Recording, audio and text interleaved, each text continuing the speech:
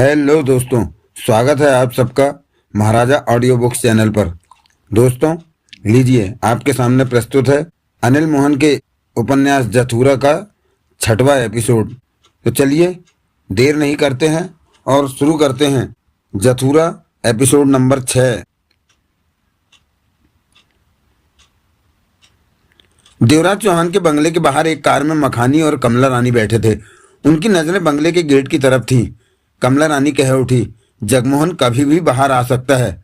तुझे कैसे पता? भौरी ने बताया। उसे कैसे पता चला कि जगमोहन? भौरी कह रही थी कि कुछ देर पहले जगमोहन ने सोहनलाल को फोन किया, परंतु सोहनलाल से बात नहीं हो सकी। जानता है मखानी क्यों? कमला रानी मुस्कुरा पड़ी। क्यों? भौरी ने काल चक्र का पिशाच पहले ही सोहनलाल के पास भेज दिया था। जब जगमोहन ने फोन किया तो पिशाच ने अपनी ताकतों के दम पर सोहनलाल के फोन की आवाज बंद कर दी। सोहनलाल को फोन आने का पता ही नहीं लगा।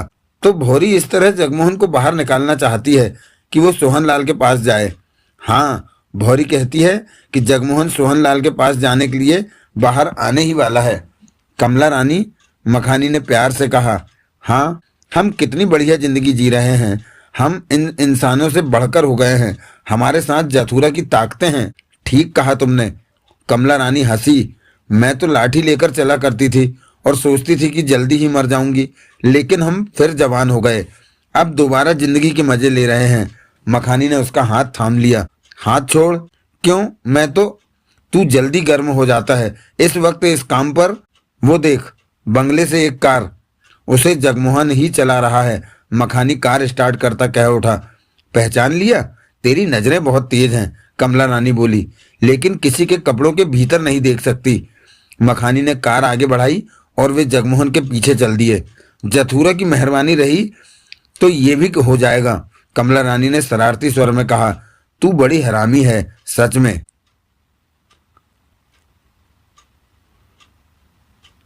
जगमोहन ने 2-3 बार कॉलबेल बजाई तो सोहनलाल ने दरवाजा खोला। अभी तक सो रहा है? जगमोहन कह उठा। सब ठीक है? सोहनलाल शंका भरे स्वर में कह उठा। ठीक ही है, जगमोहन भीतर प्रवेश करता कह उठा। मोना चौधरी भी काल चक्र की कैद में पहुंच गई है। रात महाजन भी। ओह, ये तो बुरी खबर है, सोहनलाल ने दरवाजा बंद करते हुए कहा। हम कुछ नहीं कर सकते। रात मोना चौधरी लक्ष्मणदास और सपन चड्डा के साथ हमारे बंगले पर आई थी, परंतु एक मोना चौधरी और मैं दिल्ली में थे। क्या?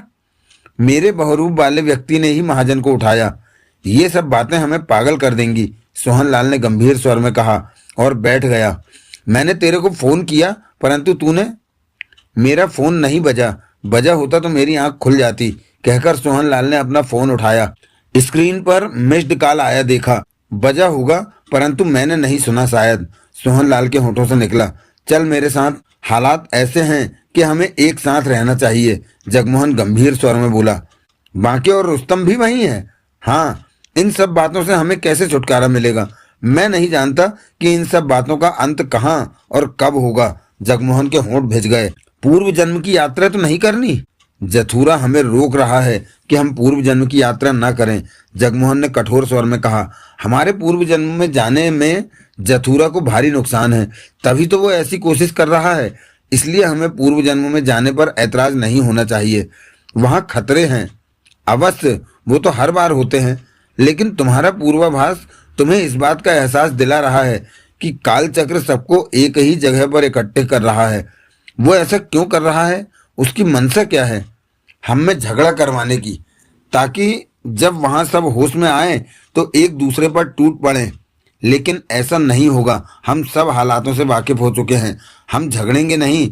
तुम तैयार हो जाओ बंगले पर चलने को। आधे घंटे में चलते हैं, कहने के साथ ही सोहनलाल उठ खड़ा हुआ।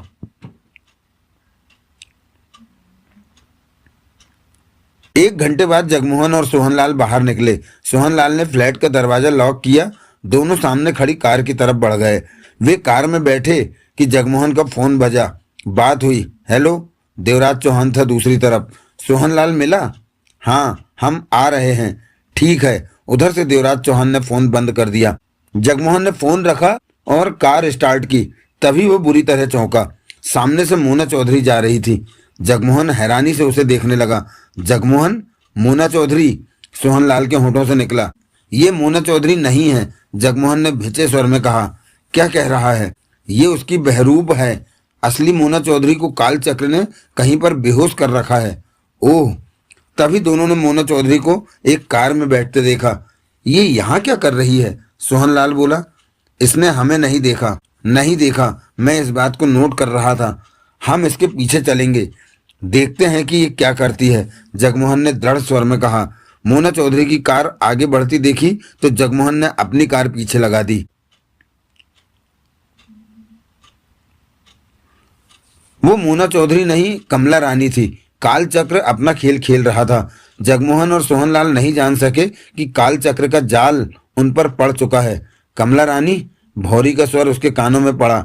जग्गू और गुलचंद तेरे पीछे आ रहे हैं। यही तो हम चाहते थे। मोना चौधरी के बहरूप में कमला रानी मुस्कुरा पड़ी। आगे तेरे को क्या करना है? तुझे सब याद है? हाँ, मैं भूलती नहीं। जहां जरूरत पड़े मेरे से बात कर लेना, मैं तेरे पास ही हूँ। भौरी की आवाज उसे सुनाई दी। ठीक है भौरी, लेकिन मखानी कहाँ है? वो अपना काम करेगा। मेरे को मखानी पसंद आया, उसे मुझे दे दे भौरी। ठीक है, तू ले लेना, सोहरी से बात करूंगी, लेकिन जब तक काम पड़े हैं तब तक मखानी को सोच भी नहीं। काम के बाद सोहरी से बात करके बताऊंगी। कमला रानी ने बैक मिरर में पीछे आती कार को देखा, फिर बोली। मैंने अपनी जिंदगी में कभी कार नहीं चलाई थी। कमला रानी बोली। हमने तेरे में ताकतें डाली हैं, जरूरत के हिसाब से ही हम सामने वाले में ताकतें डालते हैं। जब तक तू हमारे साथ है तू खुश रहेगी। तू बहुत अच्छी है भौरी। तू चाहे तो तेरे को पूर्व जन्म की उस दुनिया में ले जाऊंगी। मखानी मेरे साथ हो तो मैं कहीं भी चलने को तैयार हूँ। तो बात कर लेना मखानी से, वो मेरी बात जरूर मान जाएगा। पूर्व जन्म की दुनिया में क्या होता है? वो अपने तरह की दुनिया है, ये अपनी तरह की। वहां तेरे को मेरी सेविका बनकर रहना होगा। और मखानी, वो सोहरी के काम करेगा। फिर मैं और मखानी मिलेंगे कब? मिलते रहोगे, सप्ताह में एक बार तो मिल ही लिया करोगे। ओह भौरी, तू सच में अच्छी है, मैं तेरे को देखना चाहती हूँ, कमला रानी ने कहा। अभी तो मैं कालचक्र के काम कर रही हूँ, मेरा शरीर उस दुनिया में पड़ा है। जब तू मेरे साथ वहां चलेगी तभी देख पाएगी मुझे। अब बातें ना बना, काम की तरफ ध्यान दे। जग्गू और गुलचंद तेरे पीछे हैं। मखानी जगमोहन के बहरूप में दूर खड़ा था। जब उसने कमला रानी को कार पर जाते देखा तो उदास हो गया। तेरा चेहरा क्यों लटक गया? कानों में सोहरी की फुसफुसाहट पड़ी।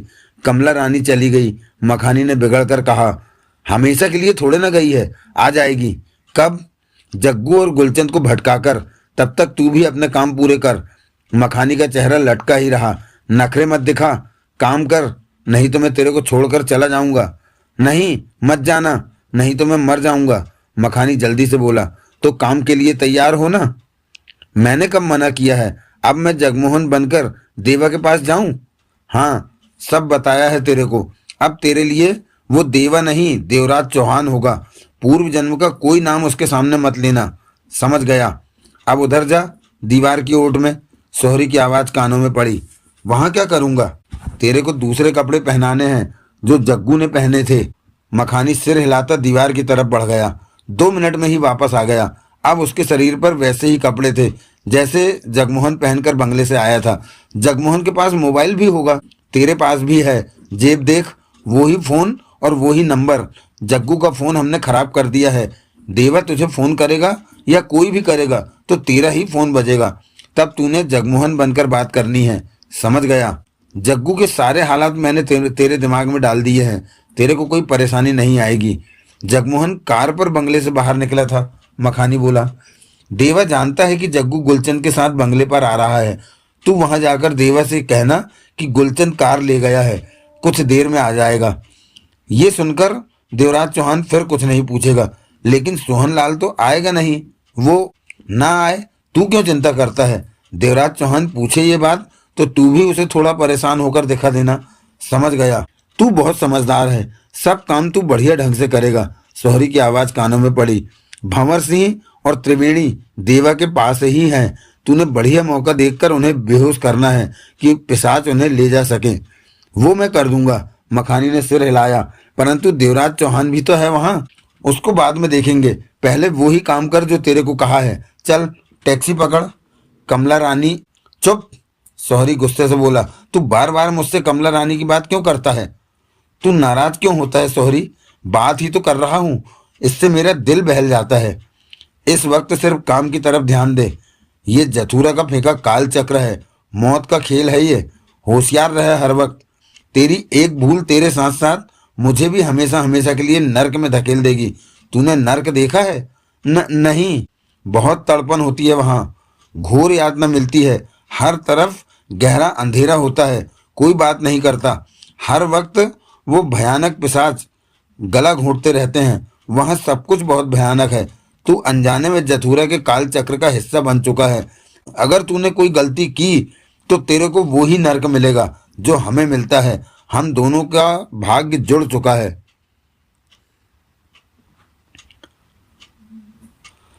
जगमोहन यानी कि मखानी बंगले पर पहुंचा। वे सोच भी नहीं सकते थे कि काल चक्र की छाया उनके बंगले में प्रवेश कर आई है। देवराज चौहान ड्राइंग रूम में बैठा मिला। बाकीलाल राठौर नहाया धोया वहीं था।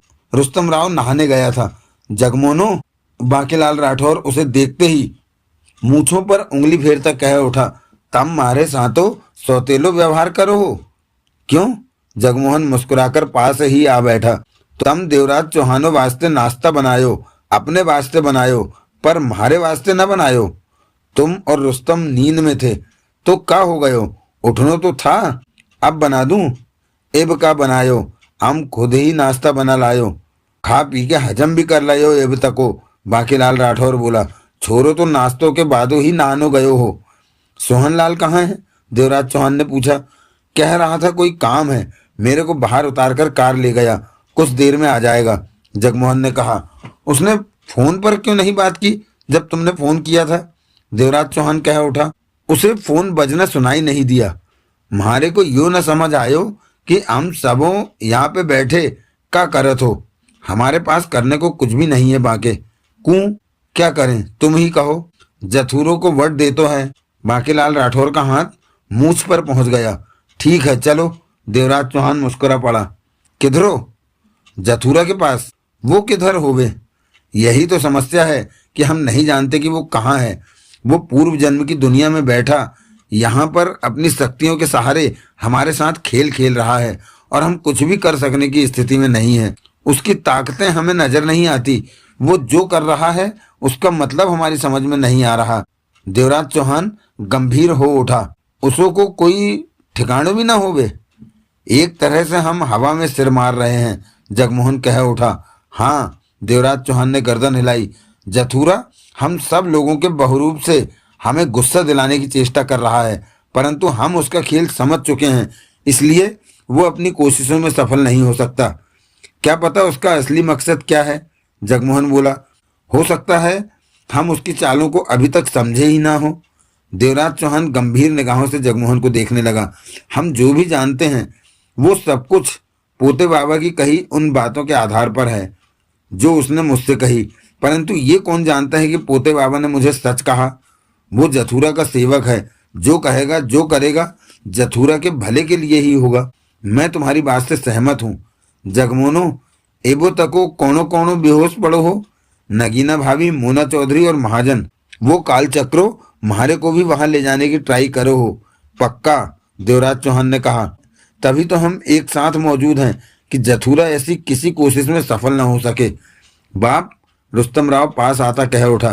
काल चक्र बहुत फंदेबाज है, चांस नहीं उससे बचने का। छोरे हम काल चक्र को बढ़ दयो। नहीं बाप, फालतू बात नहीं बोलने का। हम लोग उसका मुकाबला नहीं कर सकेला। बाकीलाल राठौर ने पहलू बदला। गलत बोला बाप, तू ठीको कहो हो। जथुरों के पासो शक्तियों हो वो अपन लोगों के साथ कोई चाल खेलेला, बहुत खतरनाक होएला वो। हमें हर वक्त सतर्क रहना होगा। देवराज चौहान ने कहा। इसके अलावा हम कुछ नहीं कर सकते। जगमोहन ने आंखें बंद कर रखी थी। बाकी उससे कह उठा। जगमोहनो, तम पारसनाथों को फोनो करो, पूछो कोई नई बात होवो का। जगमोहन ने आंखें खोलकर उसे देखा। क्या फायदा फोन करने का, वो भी खतरे में है। देवराज चौहान बोला। मोना चौधरी और महाजन के बाद वो भी गायब हो सकता है, बात करता हूं उससे। जगमोहन ने फोन निकाला और पारसनाथ का नंबर मिलाने लगा। उसे कहना कि अकेले रहना ठीक नहीं, बेहतर होगा कि इन हालातों में वो हमारे पास आ जाए। नंबर लग गया, बात भी हो गई। कुछ नया हुआ पारसनाथ? पूछा जगमोहन ने। मैं मोना चौधरी के फ्लैट पर गया था। फ्लैट खुला पड़ा था, वो वहां नहीं थी। पारसनाथ की आवाज आई। मैंने तुमसे कहा तो था कि मुझे पूर्वाभास हुआ है कि मोना चौधरी महाजन और नगीना भाभी के पास ही बेहोश पड़ी है।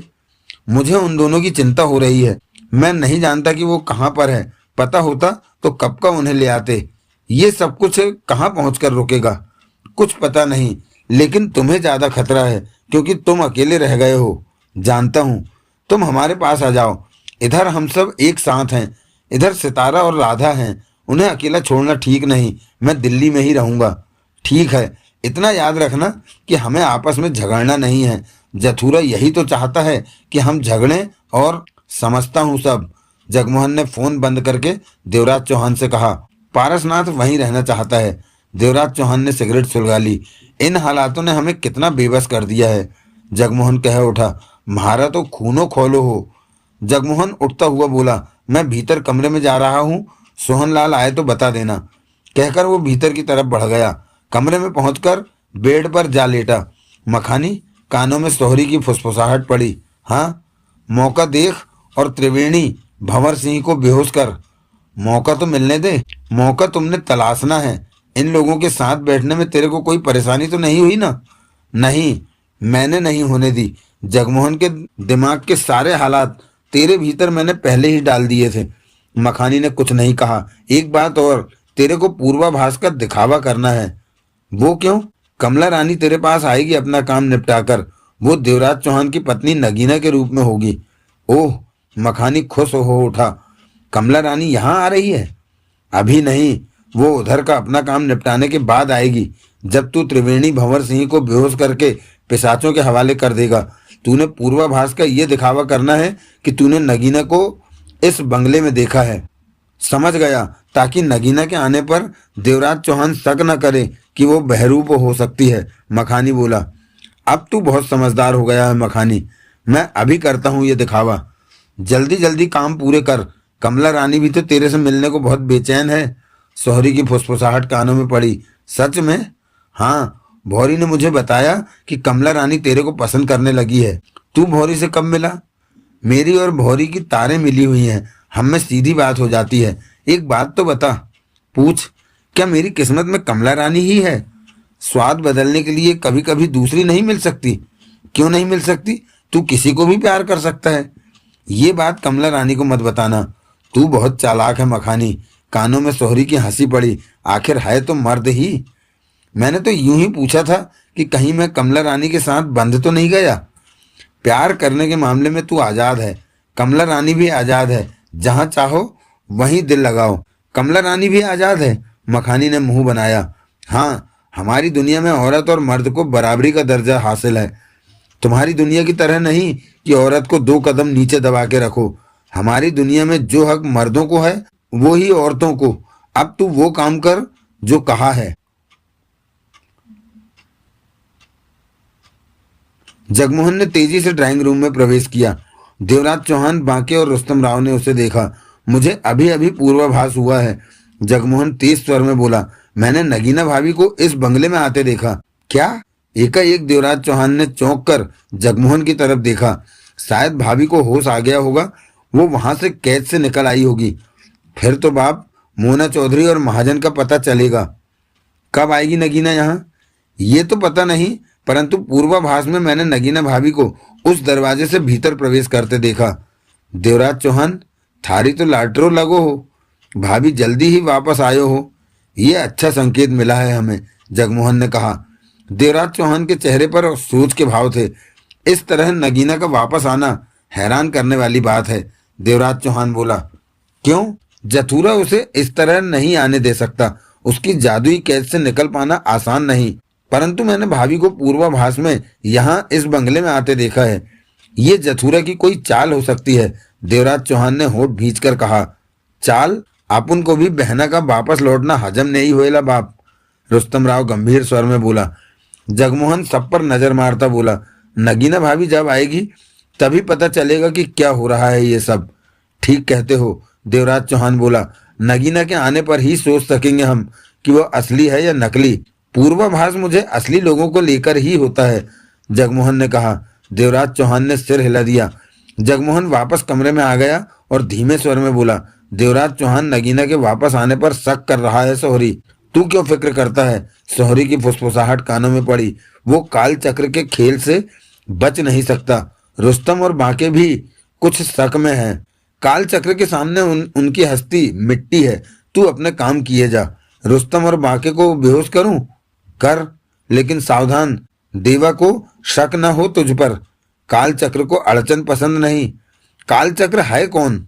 ये जथुरा के भाई सोबरा की शक्तियों का समुद्र है, जो कभी सोबरा ने जथुरा को खत्म करने के लिए जथुरा पर छोड़ा था। परंतु तब जथुरा को पहले ही खबर मिल गई कि सोबरा ने काल चक्र छोड़ दिया है, तो जथुरा ने काल चक्र पर अपना माया जाल फैला दिया। माया जाल ने काल चक्र को धोखे से अपने आगोश में कैद कर लिया और फिर जथुरा काल चक्र का मालिक बन बैठा।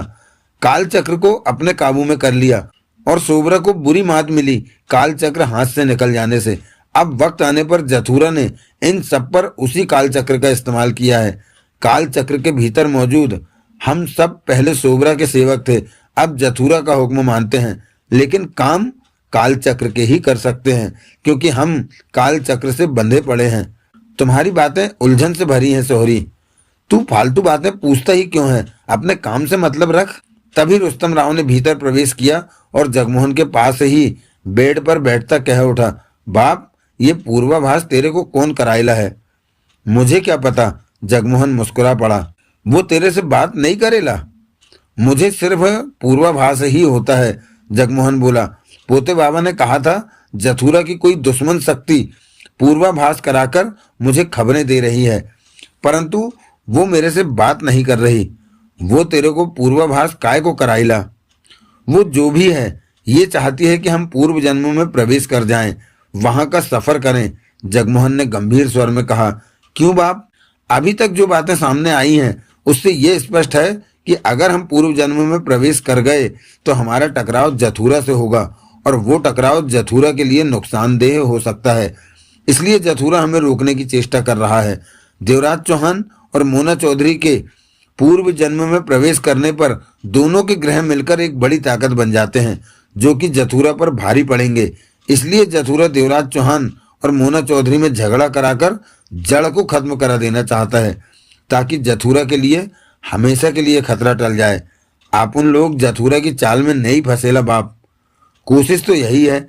जगमोहन मुस्कुराकर बेड से उतरा और दरवाजे के पास पहुंचकर बाहर झांका, लेकिन जथुरा भी कम नहीं है। जगमोहन पलटा, खास तौर से उसका काल चक्र।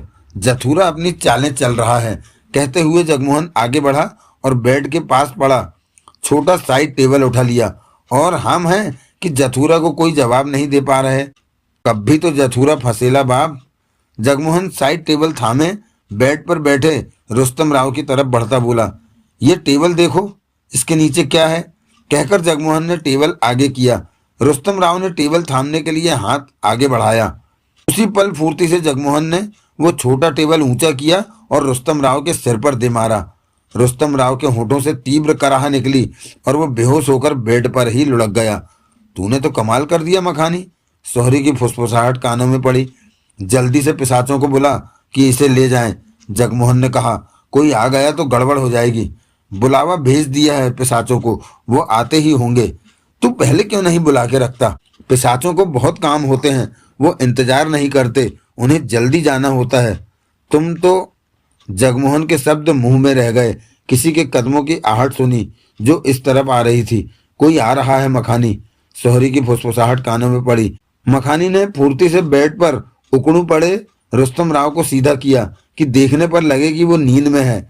फिर वो साइड टेबल उठाकर बेड के पास वापस रखा जैसा पहले पड़ा था। उसी पल बांकेलाल राठौर ने भीतर प्रवेश किया। मैं हॉल में आ ही रहा था, जगमोहन बोला। ये मारो छोकरो लोटन लागो हो, कह रहा था घंटा भर नींद लूंगा। जगमोहन ने बांकेलाल को देखा। 1 घंटे बाद उठा देना। इभी तो घनी नींद मार के उठो हो, इभी फिर नींद मारो हो, लगो मारो छोकरो जवान हो गयो हो। जगमोहन कमरे के दरवाजे की तरफ बढ़ा।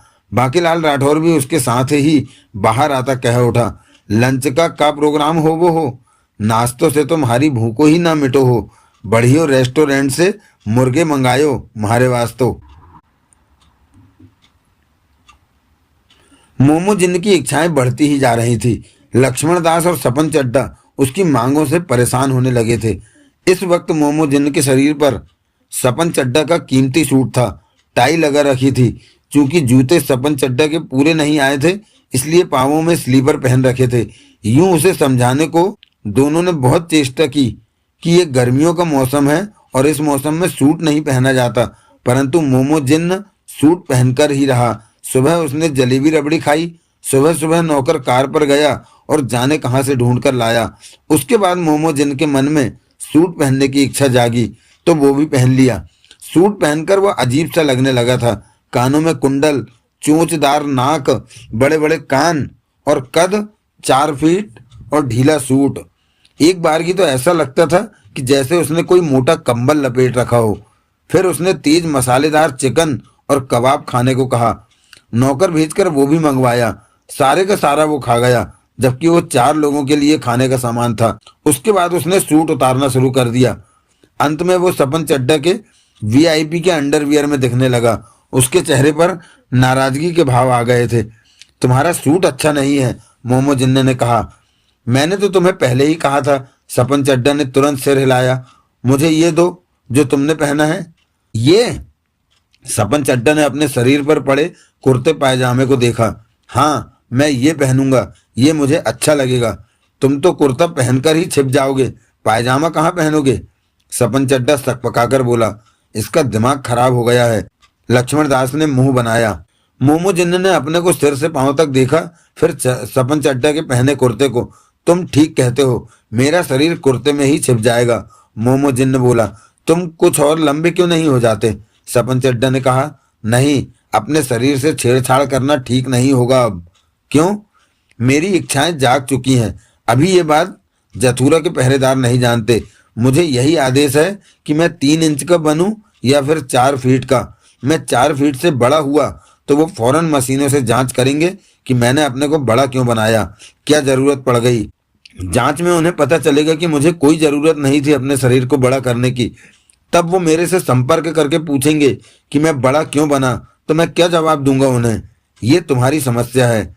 अगर तब ठीक जवाब न दिया तो वो शक में आकर मेरे शरीर को चेक करेंगे, तो उन्हें पता चल जाएगा कि मेरी इच्छाएं जाग चुकी हैं। वो उसी पल मेरे को खत्म कर देंगे। तुम्हारी बात तुम जानो, लक्ष्मण ने मुंह बनाया। ये तुम लोगों की भी बात है। क्यों? मेरी इच्छा को खत्म पाकर उन्होंने मुझे मारा तो तुम दोनों फिर फंस जाओगे। वो फिर तुम्हारे पास किसी दूसरे जिन्न को भेज देंगे जो तुम लोगों पर जथुरा के आदेश के मुताबिक हुकूमत करेगा। ये मत भूलो कि मुझ में इच्छाएं आ जाने के कारण तुम दोनों भी मजे कर रहे हो, वरना अब तक डरे सहमे से एक तरफ बैठे होते। लक्ष्मण दास और सपन चड्डा की नजरें मिली। कहाँ फंस गए? लक्ष्मण दास बोला। तुम यहाँ से भाग क्यों नहीं जाते? सपन चड्डा बोला। भाग कर कहाँ जाऊंगा? मोमो जिन्न मुस्कुरा पड़ा। कहीं भी जाओ तुम तो वो मुझे ढूंढ लेंगे। मोमो जिन्न गंभीरता से बोला। मेरे शरीर में एक ऐसा यंत्र डाला हुआ है जथुरा के पहरेदारों ने कि मैं कहीं भी चला जाऊं, वो यंत्र उन्हें बता देगा कि मैं कहाँ हूं और वो मुझे पकड़ लेंगे। ओह, लेकिन सोबरा मुझे बचा सकता है। जथुरा से मुझे आजाद करवाने की ताकत उसके पास है। सोबरा कौन? जथुरा का भाई। ये कौन से इलाके में रहता है? पूर्व जन्म की ही दुनिया में रहता है। अगर मैं वहां उसके पास पहुंच जाऊं तो मेरे बचने की उम्मीद हो सकती है। तो उसके पास कैसे पहुंचोगे? अभी नहीं जानता। तुम पहले मुझे ऐसा कुर्ता पैजामा मेरे साइज का सिलवा कर दो। अभी? हाँ अभी, मोमो जिन्ना ने जिद भरे स्वर में कहा। लक्ष्मण दास ने मुस्कुराकर सपन चड्डा से कहा। भुगत? दोनों ही भुगत रहे हैं, सपन चड्डा ने जले भुने स्वर में कहा। तुम हमें छोड़कर क्यों नहीं जाते? अब हम तुम्हारे किस काम के हैं? अभी इस बारे में मुझे अगला आदेश नहीं मिला। आदेश मिलने तक मुझे तुम लोगों के पास ही रहना होगा। तो हमारे सिर पर सवार रहोगे? दूर भी जा सकता हूं, लेकिन तब अपनी इच्छाएं पूरी करने के लिए मुझे उत्पात मचाना पड़ेगा। तब इस बात की संभावना हो सकती है कि उत्पात की खबर जथुरा के पहरेदारों को लग जाए और वो जान जाएं कि मुझ में इच्छाएं आ गई हैं। इसलिए ठीक यही है कि मुझे यहीं रहने दो और मेरी इच्छाएं पूरी करते रहो। तुम भी बचे रहोगे और मैं भी। तुम में इच्छाएं डाली किसने हैं? सपन चड्ढा झल्लाकर बोला। जथुरा के किसी दुश्मन ने पहले भी बताया था तुम्हें। कोई जथुरा का काम बिगाड़ने के लिए ऐसा कर रहा है। मेरे में इच्छाएं डालकर मुझे काम से भटका दिया। अब मैं अपनी इच्छाएं पूरी करने में ही व्यस्त रहता हूँ, तो जथुरा का काम करने के लिए वक्त कैसे निकालूंगा? मेरी इच्छाएं ही मुझे चैन से बैठने नहीं दे रही। अजीब मामला है, बोला सपन चड्ढा। मेरा कुर्ता पैजामा लाकर दो जो मुझे पूरा आए, और मुझे बिमल शूटिंग्स की कमीज पैंट भी बनवा दो। रेड टैप के जूते भी ले आना मेरे साइज के। परफ्यूम वो हो जो। अबे मैं तेरा नौकर हूं? सपन चड्ढा झल्लाकर कह उठा। मोमो जिन्न ने उसे कठोर नजरों से देखा। सपन चड्ढा फौरन संभल कर बोला, ठीक है, अभी किसी को भेजकर सब कुछ मंगवा देता हूँ। जलेबी और रबड़ी भी मंगवा लेना। अभी तो तूने चिकन और बिरयानी खाई। मेरी इच्छा, मैं जो भी खाऊं, मोमो जिन्न ने मुस्कुराकर कहा। जिन्न की इच्छाएं भी कमाल की होती हैं। अक्सर हम में ये इच्छा भी जागती है कि हम इंसानों को खा जाएं। क्या? सपन चड्ढा के चेहरे का रंग उड़ गया। रगड़ देगा ये हमें। लक्ष्मण दास ने सूखे होठों पर जीभ फेरी। घबराओ मत, अभी तक मेरे मन में इंसान को खाने की इच्छा नहीं जागी। जब ऐसा होता है तो हम जिन्नों के दांत लंबे होकर होठों से बाहर झांकने लगते हैं, नाक थोड़ी ऊपर चढ़ जाती है, आंखें कुछ फैल जाती हैं और मुंह से पानी बहता है। लक्ष्मण दास और सपन चड्ढा की नजरें मिली। दोनों के चेहरे फक्क थे। सुना तूने? अब यह हमें खाएगा। लक्ष्मण दास ने घबराए स्वर में कहा। मैंने पहले ही कहा है कि घबराओ मत। ऐसा तब होता है जब जिन्न की इच्छाएं पूरी ना हो। तुम तो मेरी हर इच्छा पूरी कर रहे हो। हाँ हाँ हाँ हाँ, सपन चड्ढा जल्दी से बोला। तुम जो कह रहे हो वो हम तुम्हें दे तो रहे हैं, फिर क्यों घबराते हो? मेरी इच्छाएं पूरी करो और मौज करते रहो मेरी तरह। मौज? सपन चड्ढा ने मुंह लटकाकर कहा। तुम्हारी इच्छाएं पूरी करते करते मेरी जिंदगी बीत जाएगी। जिंदा तो रहोगे? लक्ष्मण दास सपन चड्ढा से बोला। इसने जो जो मांगा है वो जल्दी से लाकर दे इसे। तू इसे अपने घर क्यों नहीं ले जाता? अपने? नहीं, यही ठीक है। हम दोनों यार हैं, तेरे मेरे घर में फर्क ही क्या है? जल्दी कर, जो इसने मांगा है वो लाकर दे। नौकर भेज के मंगवा दे, देर हुई तो गड़बड़ हो जाएगी। सपन चड्ढा जल्दी से कमरे से बाहर निकल गया। लक्ष्मण दास मोमो जिन्न के पास जाकर धीमे स्वर में बोला, एक बात कहूं, मानेगा? बोल, अब तो हम दोस्त हैं। अगर तेरी इंसान को खाने की इच्छा करे तो पहले सपन चड्ढा को खाना, मुझे नहीं। वो तेरा दोस्त है। तू, जब जीने मरने का सवाल आए तो दोस्त वोस्त तो कुछ नहीं होता। तू पहले सपन को खाना, मुझे नहीं। ठीक है, तेरी बात मान लेता हूँ। तू कितना अच्छा है। ला, मैं तेरी टांगे दबाता हूँ। रुस्तम कहाँ है? अपने कमरे की तरफ गया जगमोहन। वापस आकर देवराज चौहान और माके से बोला, वो तो थारो बिस्तरों पर ही नींद मारो हो। वहां नहीं है वो। बगलों वाले कमरों में हो वो। वहां भी नहीं है। मैंने कई जगह देखा है। बंगले से बाहर जाता तो वो यहीं से निकलता। बाथरूम वगैरह चेक करो। देवराज चौहान उठते हुए बोला। वो मिल जाएगा। उसके बाद तीनों ने रुस्तम राव को बंगले में तलाशा, परंतु रुस्तम राव नहीं मिला। देवराज चौहान और बांकीलाल राठौर परेशान थे कि रुस्तम राव कहाँ चला गया। जगमोहन के बहरूम में मखानी भी चिंतित होने का भरपूर दिखावा कर रहा था। वो सोच भी नहीं सकते थे कि जगमोहन के रूप में काल चक्र उसके पास मौजूद है। मारो तो खोपड़िया खराब हो गए हो कि छोरो कहाँ पे चल लो गए हो। सच में यह हैरानी वाली बात है। जगमोहन परेशान सा कह उठा। हमारी निगाहों में आए बिना रुस्तम बंगले से बाहर जाएगा ही क्यों? देवराज चौहान बोला। मेरे ख्याल में कुछ हुआ है जिसका हमें आभास नहीं हो सका। जथुरा के काल चक्र ने इस बंगले पर भी पांव फैलाने शुरू कर दिए हैं। का कहते हो देवराज चौहानो? बांकीलाल राठौर हड़बड़ाकर बोला। काल चक्रो इधरो आयो हो? मुझे भी यही लगता है, जगमोहन ने गंभीर स्वर में कहा। सोहन लाल नहीं आया अभी तक? देवराज चौहान ने जगमोहन से पूछा। आ जाएगा। देवराज चौहान ने फोन निकाला और सोहन लाल के नंबर मिलाने लगा। वो चिंता में था। देवराज चौहान ने बार बार नंबर मिलाया, परंतु उधर बजने वाली बेल कानों में नहीं पड़ी। क्या हुआ? जगमोहन ने पूछा। नंबर नहीं लग रहा, देवराज चौहान कह उठा। नेटवर्क में समस्या होगी, जगमोहन ने कहा। आ जाएगा वो। मैं तो रुस्तम के बारे में चिंतित हूँ। छोरा जवानो हो गयो हो, इसो तरहो इसको गायब हो जानो ठीको ना हो वो। मैं एक बार फिर बंगला देखता हूँ, कहकर जगमोहन बंगले के भीतर वाले हिस्से की तरफ बढ़ गया। बांकीलाल राठौर ने देवराज चौहान को देखा। देवराज चौहान के चेहरे पर गंभीरता के भाव नजर आ रहे थे। देवराज चौहानो, मारो छोकरो किधर जायो हो? मुझे भारी खतरे का अंदेशा हो रहा है। देवराज चौहान बोला। भारी खतरों? रुस्तम के इस तरह बंगले से गायब हो जाने के पीछे जथुरा की शक्तियों का ही हाथ है। यो जथुरा म्हारे को मिल लो तो हम उसो को बढ़ दयो। बांकीलाल राठौर गुर्रा उठा। हम कुछ नहीं कर सकते बांके। देवराज चौहान गंभीर था। हमारे पास कुछ भी करने को रास्ता नहीं है। हम नहीं जानते कि जथुरा सबका अपहरण करके उन्हें कहाँ रख रहा है। हम नहीं जानते कि जथुरा कहाँ रहता। वो पूर्वो जन्मों में होवे। चल लो, हम उधरो चल ले। पूर्व जन्म में प्रवेश करने का रास्ता हमें नहीं मालूम।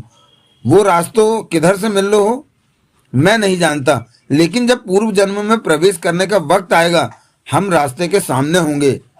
ये ठीक है कि जथुरा की शैतानी शक्तियों के काम करने का एहसास हमें हो रहा है, परंतु मुझे पूरा विश्वास है कि पवित्र शक्तियां भी इस काम में आ चुकी हैं। पूर्व जन्म की जब बुरी शक्ति हमारे खिलाफ हरकत में आती है तो अच्छी शक्तियां भी हमारे बचाव में सामने आ जाती हैं। हमारे पूर्व जन्म में प्रवेश करने की ये शुरुआत भर है। खेल तो अभी शुरू होना है। जथुरो तो चाहो कि हम पूर्व जन्म में ना जायो। हाँ, वो इसी कोशिश में लगा है कि इस बार हमें पूर्व जन्म के सफर से रोक ले। वो अपनी भरपूर कोशिशें कर रहा है। मेरे ख्याल से जब पूर्व जन्म के सफर का वक्त आता है तो हमें वहां जाना ही पड़ता है। परंतु एक बात अजीब है बांके। बोल लो। हमने जब जब पूर्व जन्म में प्रवेश किया है उससे पहले पेशीराम मतलब फकीर बाबा अवश्य हमारे पास आया। हमें पहले ही आगाह कर देता था आने वाले हालातों से, परंतु इस बार अभी तक पेशीराम हमारे पास क्यों नहीं आया? वो बुढ़ो होवे, मरो खपो गयो होवे।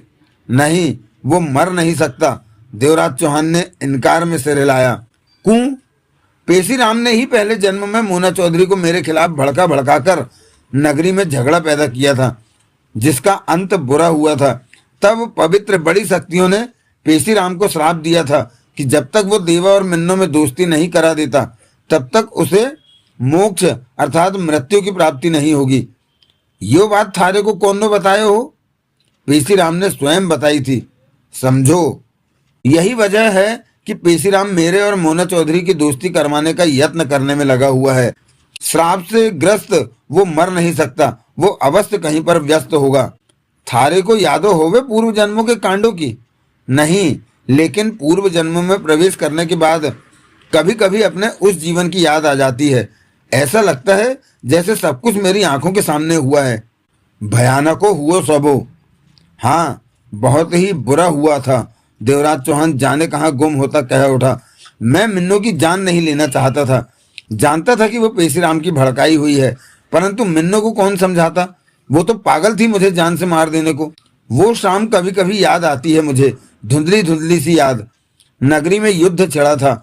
मिन्नो तब नगरी की मालकिन बन चुकी थी अपनी युद्ध कला के दम पर।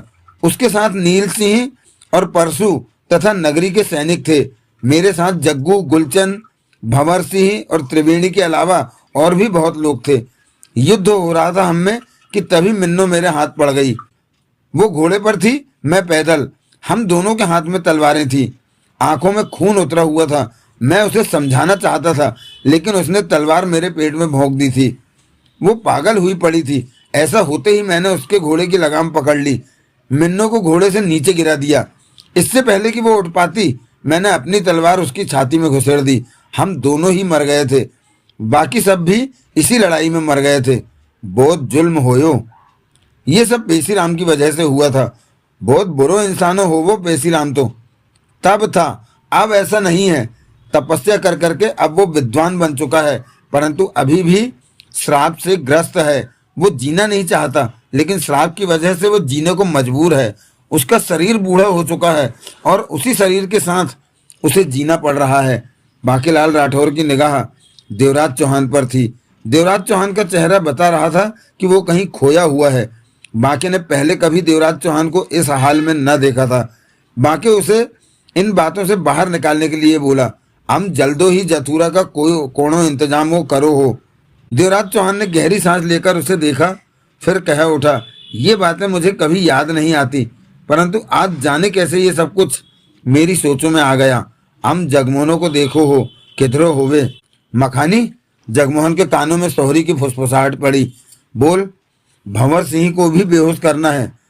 बेहोश करने की जरूरत क्यों होती है? मखानी के होंठ हिले। पिशाचों को शोर से नफरत है। शिकार होश में होगा तो शोर करेगा ही, तब पिशाच गुस्से में उसकी जान ले लेंगे। पिशाचों को मना कर दो कि शिकार की जान नहीं लेनी है, मखानी ने राय दी। पिशाच की जात ही ऐसी है कि शोर सुनते ही वो गुस्से में भर जाते हैं। तो ये काम किसी और को, जो काम पिशाच कर सकते हैं वो दूसरा नहीं कर सकता। ये काम पिशाचों के लिए ही है। तुम लोगों की दुनिया मेरी समझ से बाहर है। तूने करना भी क्या है समझ के? सोहरी की फुसफुसाहट कानों में पड़ी। भंवर सिंह को बेहोश कर कमला रानी से नहीं मिलना? क्यों नहीं मिलना? मखानी कह उठा, उससे मिलने के लिए तो मैं कुछ भी कर। रास्ता साफ होगा तो कमला रानी आएगी। मैं अभी मुच्छड़ को बेहोश करता हूँ, वो तुझे ढूंढता ही आ रहा है। मुच्छड़? हाँ, भंवर सिंह।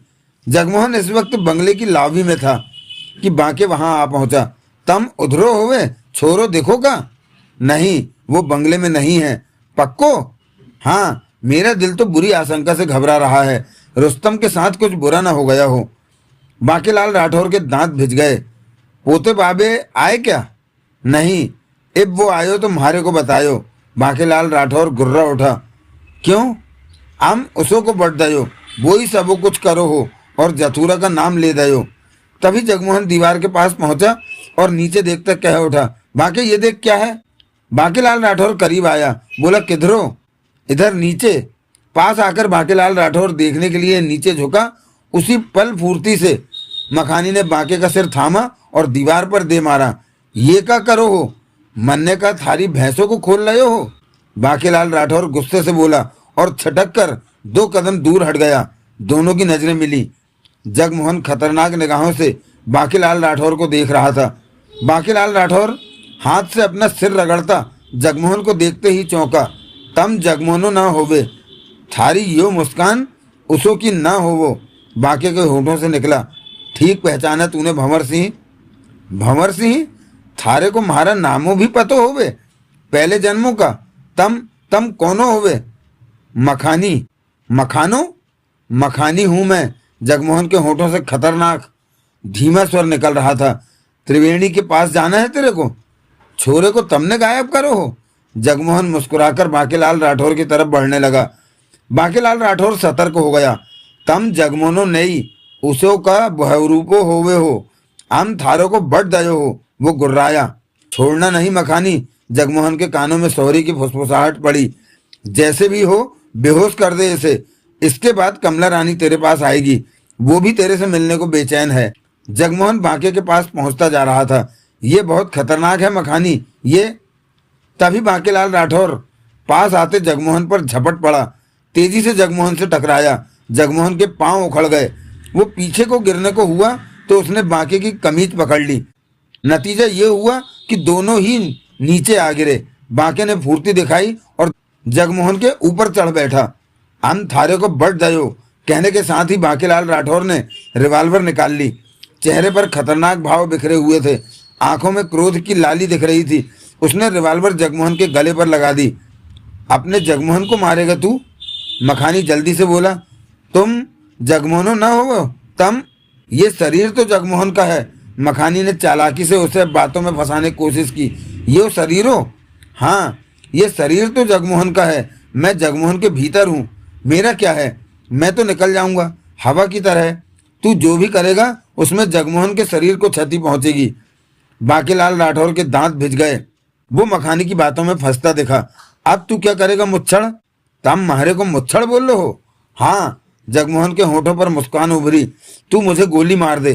थारी बॉडी किधर होवे? यो तो जगमोहन की बॉडी होवे। हाँ, समझ चुका है मेरी बात। मखानी हंसा। फंस गया तू।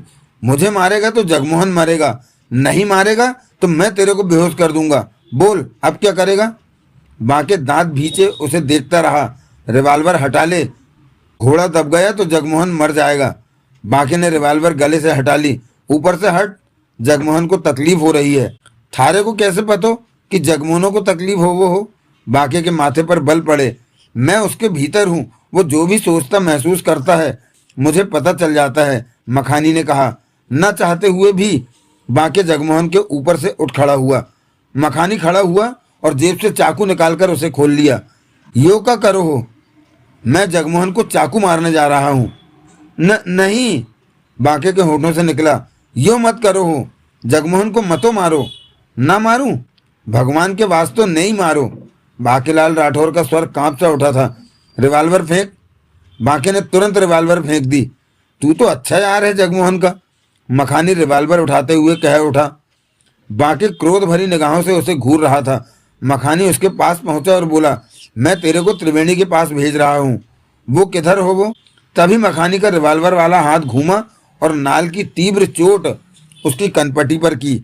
बाके के होठों से दबी दबी कराह निकली। मखानी ने उसी पल दूसरी चोट की। बाके की आंखों के सामने लाल पीले सितारे नाचे और वो बेहोश होकर नीचे जा लुढ़का। मखानी ने चाकू और रिवाल्वर अपनी जेब में रख लिए। वाह मखानी, तूने तो बढ़िया ढंग से काम निपटा डाला। मैं तेरे को अपने साथ ले जाऊंगा। सोहरी की आवाज कानों में पड़ी। कहाँ? पूर्व जन्म में। चलेगा? कमला रानी के बिना मैं कहीं नहीं जाऊंगा। वो भी यही कहती है कि तेरे बिना कहीं नहीं जाऊंगी। सोहरी की आवाज में हंसी आ गई। वो तेरे साथ कहीं भी जाने को तैयार है तो मैं उसके साथ ही पूर्व जन्म में जाऊंगा। ठीक है, तुम दोनों चलना पूर्व जन्म में। भौरी के साथ इस बारे में मेरी बात हो चुकी है। इसे ले जाने के लिए पिशाचों को बुला। देवराज चौहान इधर आ गया तो बुलावा भेज दिया है उन्हें, वो आते ही होंगे। तू देवा के पास जा कि वो इधर ना आए। मखानी लाबी से बाहर की तरफ बढ़ गया।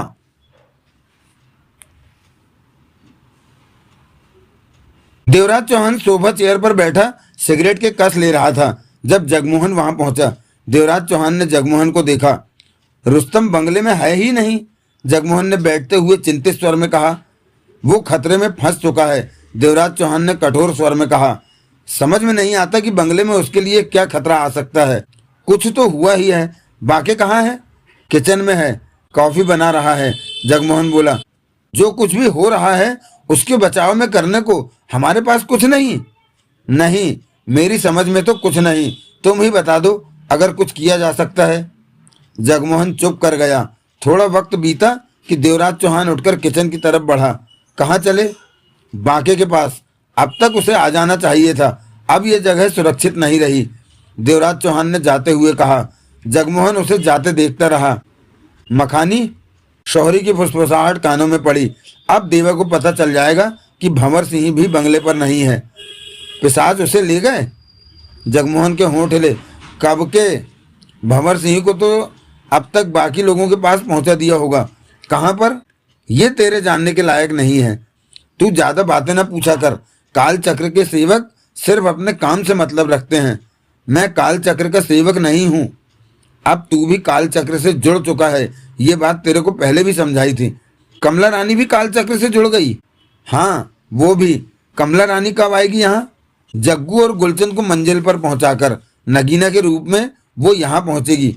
तभी देवराज चौहान आता दिखा। बाके किचन में नहीं है, देवराज चौहान बोला। बंगले में भी नहीं लग रहा। ये कैसे हो सकता है? जगमोहन कहते हुए तेजी से किचन की तरफ बढ़ा और जोर से पुकारा, बाके। देवराज चौहान की अजीब सी निगाह जगमोहन पर थी। जगमोहन निगाहों से ओझल हो गया।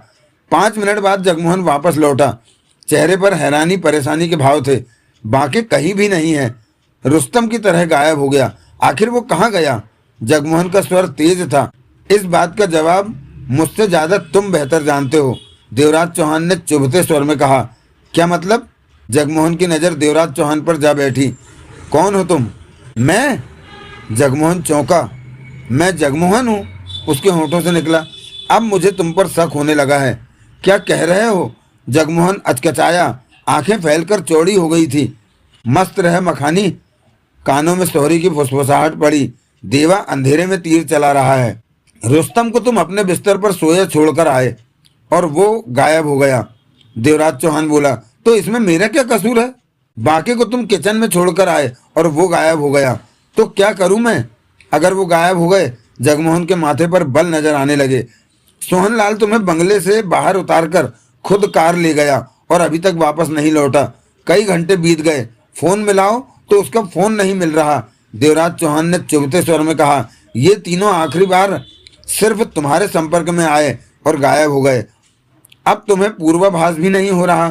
रुस्तम गायब हुआ तो कोई पूर्वाभास नहीं, उससे पहले सोहनलाल की कोई खबर नहीं। नगीना भाभी का पूर्वाभास हुआ।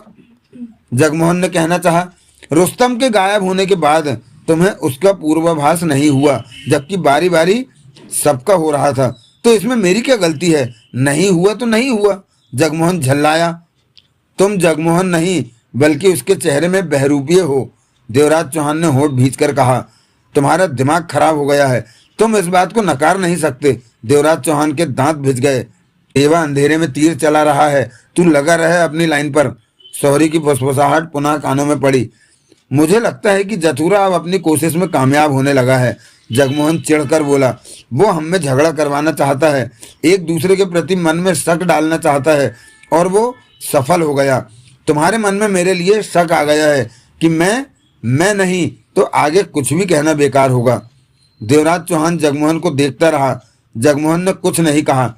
अब हमारी बारी है। देवराज चौहान ने गंभीर स्वर में कहा, हमारी बारी? जगमोहन ने उसे देखा। हाँ, जथुरा का कालचक्र तेजी से काम कर रहा है, वो सबको गायब करता जा रहा है। नगीना, मोना चौधरी, महाजन, बाके, रुस्तम राव, सोहनलाल, ये सब कालचक्र के फंदे में फंस चुके हैं।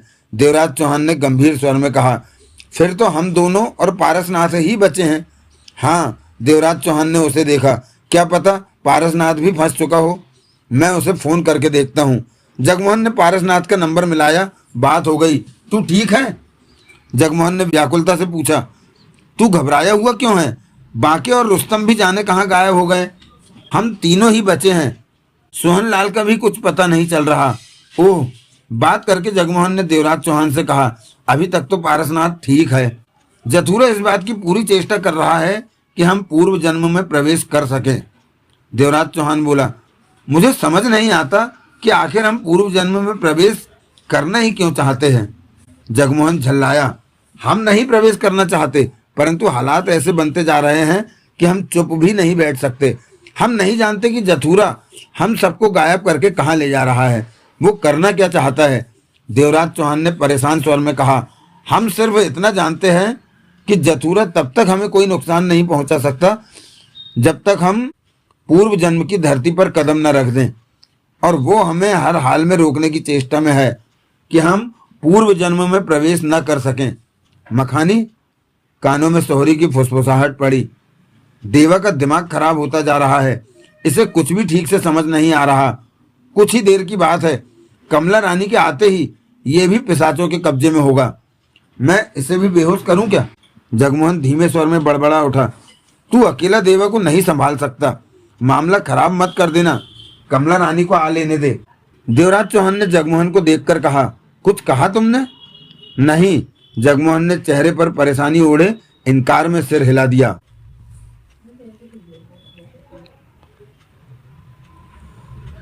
जगमोहन और सोहनलाल कमला रानी का पीछा करते कब के मुंबई से बाहर निकल चुके थे। वो मोना चौधरी को नजरों से ओझल नहीं होने देना चाहते थे और जानना चाहते थे कि कहाँ जाती है, उसका कोई ठिकाना है तो कहाँ पर है। पीछा करते हुए अब तो दोपहर भी ढलने लगी थी। हाईवे पर उनकी कारें दौड़ी जा रही थी। ये आखिर जा कहाँ रही है? सोहनलाल बोला। जहाँ भी जाए। जगमोहन के होंठ भिज गए। मैं इसे छोड़ूंगा नहीं। ये मोना चौधरी असली नहीं, उसका बहरूप है। देवराज चौहान तुम्हारा मेरा इंतजार कर रहा होगा, उसे फोन करके बता दो कि हम किस काम में व्यस्त हैं। अब तक तो देवराज चौहान का फोन आ जाना चाहिए था।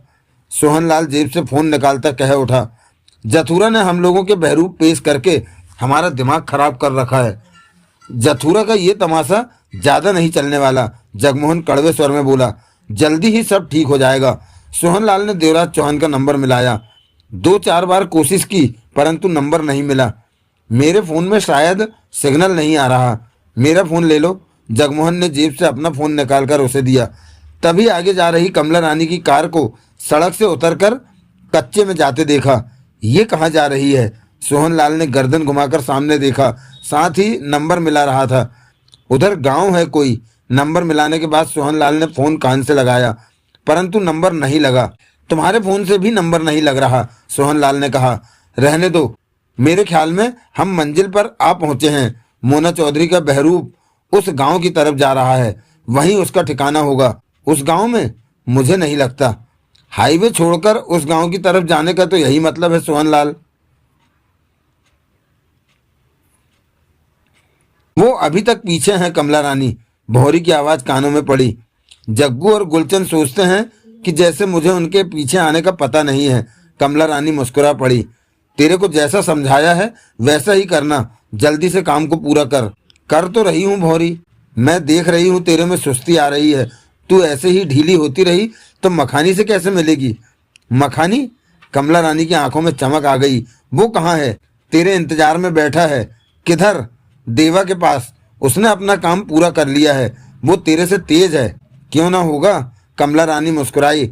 आखिर मर्द जो ठहरा। हमारी दुनिया में मर्द औरत एक ही फुर्ती से काम करते हैं। तूने मखानी के साथ वहां जाना है कि नहीं? मखानी को पूछूंगी। पूछ लिया है, सोहरी से मेरी बात हो गई है। मखानी तेरे साथ पूर्व जन्म में जाने को तैयार है। सच? कमला रानी का चेहरा खिल उठा। मखानी मेरे से कितना प्यार करता है। जग्गू की कार भी इधर मुड़ गई है। भौरी की आवाज कमला रानी के कानों में पड़ी।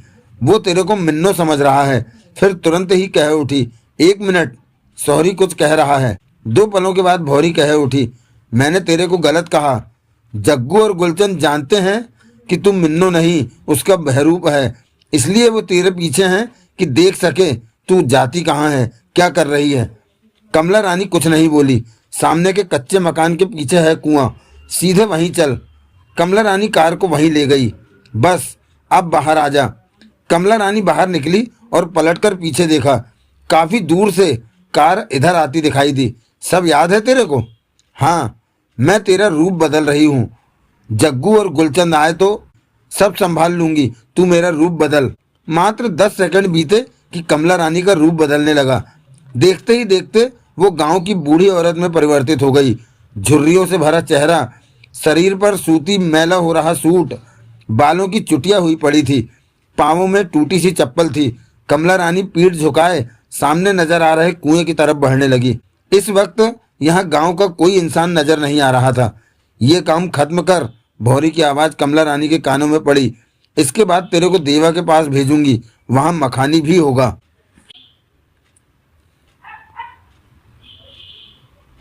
जगमोहन ने कार को कुछ पहले ही रोक दिया था। वो उस तरफ गई है। सोहनलाल गांव के मकानों के पीछे देखता कह उठा। दोनों आगे बढ़े। यहाँ क्या करने आई होगी वो? देखते हैं। दोनों उस कार के पास पहुंचे। कार के भीतर झांका, वो खाली थी। वो आगे बढ़ते चले गए। ज्यों ही गांव के कच्चे मकान को पार किया तो उन्हें कुआं दिखा।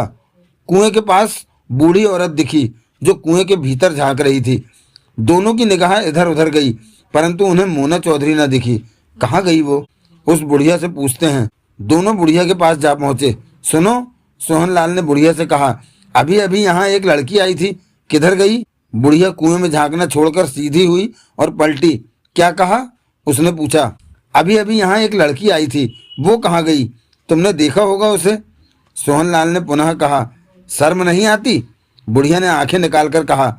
हमने ऐसा क्या कह दिया जो लड़की का पीछा करते हो और पूछते हो क्या कह दिया? बुढ़िया ने डांट वाले अंदाज में कहा। वो मेरी बहन है। सोहनलाल जल्दी से बोला। तो यूं कहो ना। बुढ़िया ने सिर हिलाया। लेकिन वो गांव में क्या करने आई है? उसे कुछ काम होगा। तो तुम लोग अपनी बहन का पीछा क्यों कर रहे हो? सोहनलाल ने जगमोहन को देखा। जगमोहन ने जेब से 100 का नोट निकालकर उसे दिखाया। तुम हमें बताओ वो लड़की किस तरफ गई है, तब ये नोट तुम्हें दे देंगे। मुझे नोट नहीं चाहिए, बुढ़िया बोली। मेरी बाल्टी कुएं में गिर गई है, वो निकाल दो। बाल्टी? उस लड़की ने मुझसे किसी का नाम बताकर पूछा था कि वो कहाँ रहता है। मैं जानती हूँ वो कहाँ गई है। मेरी बाल्टी निकाल दो तो मैं बता दूंगी, बुढ़िया ने कहा। तू इसकी बाल्टी देख, मैं आसपास देखता हूँ, सोहनलाल ने कहा और आगे बढ़ गया। जगमोहन जल्दी से कुएं के पास पहुंचा। 3-3.5 फीट ऊंची दीवार थी कुएं की। दीवार पर हाथ रखकर जगमोहन ने भीतर झांका तो नीचे कुएं में पानी चमका। रस्सी नीचे तक जा रही थी, परंतु नीचे जाने के लिए सीढ़ियों जैसा कुछ नहीं था। स्पष्ट था कि कुएं में नीचे उतरना कठिन था। बाल्टी नहीं निकाली जा सकती थी। इससे पहले कि जगमोहन वहां से हटता सीधा होता, बुढ़िया फुर्ती से नीचे झुकी और जगमोहन की दोनों पिंडलियां पकड़कर ऊपर उठाती चली गई। जगमोहन को संभलने का मौका नहीं मिला और बुढ़िया ने पिंडलियां उठाकर जगमोहन को कुएं में ढकेल दिया। जगमोहन की जोरदार चीख गूंजी। छपाक, उसके कुएं के पानी में गिरने की आवाज आई। बुढ़िया मुंडेर पर हाथ रखे नीचे झांकने लगी। वाह कमला रानी, तूने तो कमाल कर दिया। उसके कानों में भौरी की आवाज पड़ी। जगमोहन की वो चीख सोहनलाल के कानों तक पहुंच गई थी। सोहनलाल दौड़ा आया। क्या हुआ? तुम्हारा भाई कुएं में गिर गया है, बुढ़िया ने कहा। क्या? सोहनलाल ने उसी पल आगे बढ़कर कुएं में झांका। उसे कुएं के पानी में जगमोहन दिखा। ठीक है तू? सोहनलाल ने ऊंचे स्वर में पूछा। हाँ, मुझे इसी बुढ़िया ने कुएं में फेंका है, नीचे से जगमोहन ने गुस्से से कहा। क्या? सोहनलाल ने हचकचाकर पास खड़ी बुढ़िया को देखा। तुम्हारा भाई तो पागल है, बुढ़िया ने भोलेपन से कहा। भला मैं बूढ़ी उसे कैसे नीचे फेंक सकती हूँ? वो झूठ नहीं बोलेगा। सोहनलाल ने बुढ़िया को घूरा। सत्यवादी की औलाद है कि वो झूठ नहीं बोलेगा? बुढ़िया ने तीखे स्वर में कहा। वो झूठ ही तो बोल रहा है। कुएं में झांक रहा था, खुद को संभाल नहीं सका और नीचे जा गिरा। अब गुस्से में मेरी तरफ उंगली उठा रहा है। तेरे से बाद में बात करूंगा, इसे निकालूं कैसे? रस्सी नीचे लटका दे, ऊपर चढ़ आएगा, बुढ़िया बोली। सोहनलाल ने नीचे झांक कर कहा। जगमोहन, रस्सी लटक रही है, मैं इधर से रस्सी पकड़ लेता हूँ, तू ऊपर चढ़ आ। इस बुढ़िया से बचकर रहना, इसने मुझे कुएं में फेंका है, नीचे से जगमोहन ने कहा। तू ऊपर आ, फिर इस बुढ़िया से भी बात कर लेंगे। सोहनलाल ने ऊपर रस्सी कसकर पकड़ ली। तभी बुढ़िया मुस्कुराई और सोहनलाल के पास आ गई। तू कुछ खाता पीता नहीं है? वो बोली। क्यों? सोहनलाल रस्सी पकड़े कह उठा। इतना दुबला पतला क्यों है? तेरे को क्यों चिंता हो रही है? चिंता नहीं हो रही, सोच रही हूँ कि तेरे को तो मैं इस तरह उठा लूंगी जैसे बच्चे को उठाया जाता है। मुझे उठाने की जरूरत क्या पड़ गई तेरे को? सोहनलाल ने उसे देखते हुए तीखे स्वर में कहा। कुएं में जो फेंकना है तेरे को। बुढ़िया मुस्कुरा पड़ी। क्या? सोहनलाल चौंका। तभी बुढ़िया ने बिल्ली की तरह सोहनलाल पर झपट्टा मारा और उसे अपने आगोश में जकड़ लिया। सोहनलाल ने रस्सी छोड़ी और बुढ़िया से भिड़ गया, परंतु अगले ही पल उसे महसूस हो गया कि बुढ़िया में बेपनाह ताकत है। बुढ़िया ने सोहनलाल को दोनों हाथों में उठाया और आगे बढ़कर उसे कुएं में फेंक दिया। उसके पानी में गिरने की छपाक की आवाज ऊपर तक आई। मान गई कमला रानी तुझे, भौरी की आवाज उसके कानों में पड़ी। कोई गांव वाला आएगा और उन्हें कुएं से निकाल लेगा, कमला रानी ने कहा। काल चक्र से वो नहीं बच पाएंगे। क्या मतलब? इस वक्त काल चक्र का जोर चल रहा है, होगा वही जो काल चक्र चाहेगा। काल चक्र जग्गू और गुलचंद को भटका देगा। भटका देगा? कैसे? वो तो कुएं में है। ये आम कुआं नहीं है। भौरी के हंसने की आवाज आई। मैं समझी नहीं। तुझे समझने की जरूरत क्या है? तू मेरे संग रह और मजे कर। अब तेरा रूप बदल रही हूं मैं। मोना चौधरी बनाएगी मुझे? नगीना बनाऊंगी। अब तू देवा के पास जाएगी। भौरी की आवाज कानों में पड़ी। एक बात मुझे समझ में नहीं आई। पूछ। जग्गू और गुलचंद को क्यों नहीं बेहोश करके पिशाचों के हवाले किया? इसकी दो वजहें हैं कमला रानी। क्या? पहली वजह तो यह है कि जग्गू पर किसी पवित्र शक्ति का साया है जो उसे पूर्वाभास करा रही है। काल चक्र को इस बात का अंदेशा था कि वो जग्गू पर सीधे सीधे हाथ डालेगा तो वो पवित्र शक्ति मुकाबले पर उतर सकती है। तो क्या कालचक्र उस शक्ति से डरता है? नहीं डरता, परंतु झगड़े में वक्त खराब करने का भी क्या फायदा। कालचक्र ने इस प्रकार जग्गू को झटका दिया। गुलचंद जग्गू के पास था तो उसके साथ कालचक्र को यही सलूक करना पड़ा। और दूसरी वजह क्या है? दूसरी ये कि मखानी जग्गू के रूप में वहां मौजूद रहेगा। जहां वो सब हैं वहां ऐसे काम करेगा कि उनमें झगड़ा हो।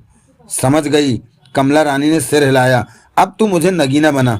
दो पल बीते कि कमला रानी का रूप परिवर्तित होने लगा। देखते ही देखते वहां बुढ़िया के बदले नगीना खड़ी थी। सच में तू खूबसूरत है। मैं या नगीना? नगीना के बारे में ही कह रही हूँ। कमला रानी कुएं के पास पहुंची और नीचे झांका। नीचे कमर भर पानी में जगमोहन और सोहनलाल दिखे। वो ऊपर ही देख रहे थे। भाभी! तभी कुएं के भीतर फंसा जगमोहन कह उठा। तुम यहाँ? हाँ मेरे प्यारे देवर, मैं यहाँ। कमला रानी हंसी। कुएं में तू कितना अच्छा लग रहा है, और गुलचंद भी। ये भाभी का बहरूप है, सोहनलाल ने कहा। कमला रानी वहां से हटी और भौरी से बोली, चलें अब। कहकर वे कार की तरफ बढ़ी। कार की क्या जरूरत है, मैं तेरे को वैसे ही पलों में मुंबई पहुंचा देती हूँ, भौरी बोली। ओह, मैं तो भूल ही गई थी, कमला रानी ठिठकी। अगले ही पल देखते ही देखते कमला रानी का शरीर छोटा हुआ और नजरों से ओझल हो गया। अब वहां कोई भी नहीं था। जगमोहन और सोहनलाल कुएं के भीतर फंसे पड़े थे।